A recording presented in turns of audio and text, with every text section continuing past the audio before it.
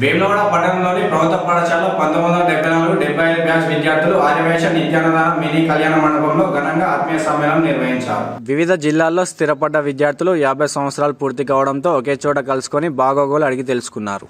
ఆనాటి జ్ఞాపకాలను, మధుర క్షణాలను ఒకసారి నెమరు వేసుకున్నారు. అలాగే విద్యా బుద్ధులు నేర్పిన గురువులను ఘనంగా సన్మానించారు. దివంగతులైన ఉపాధ్యాయులు తోటి విద్యార్థులకు ఆత్మశాంతి కలగాలని 2 నిమిషాలు మౌనం పాటించారు.